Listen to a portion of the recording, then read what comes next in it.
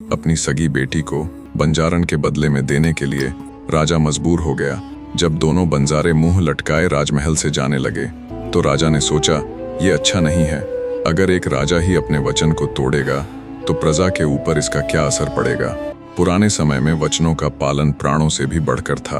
अंततः राजा ने अपने दिल पर पत्थर रखते हुए बंजारों को आवाज लगाई और उन्हें वापस बुला लिया और बोला, महाशय, यदि तुम मेरी बेटी फूलमदे को बंजारी के बदले में लेना चाहो तो मैं उसे भी दे सकता हूँ, क्योंकि मैं अपने दिए वचन से फिरना ठीक नहीं समझता।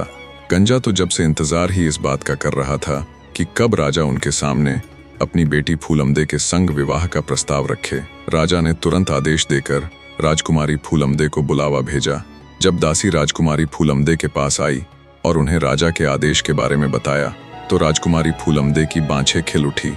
उसे तो पूरी योजना का पहले से ही पता था कि वे कोई बंजारे नहीं बल्कि राजकुमार और उसका मित्र गंजा है।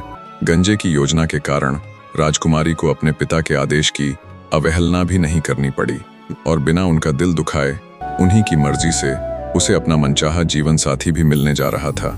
आदेश मिलते ही पूरे साजो श्रृंगार के साथ राजकुमारी फूलमदे उनके सामने आई। जब बंजारे रूपी राजकुमार ने राजकुमारी फूलमदे को उस रूप में देखा तो उसकी सुंदरता देख वो बेहोश होकर गिर पड़ा। उसे बेहोश देख गंजे को बड़ा गुस्सा आया।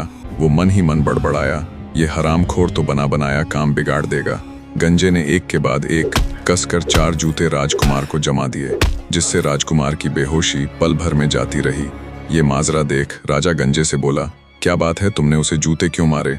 गंजा तुरंत बात को संभालते हुए बोला, हे राजन, ये हरामखोर राजकुमारी के लिए भी ना नूकर कर रहा था। अंततः मैंने इसे जूते लगा दिए कि क्या तेरी बंजारी राजकुमारी फूलमदे से भी अधिक सुंदर थी।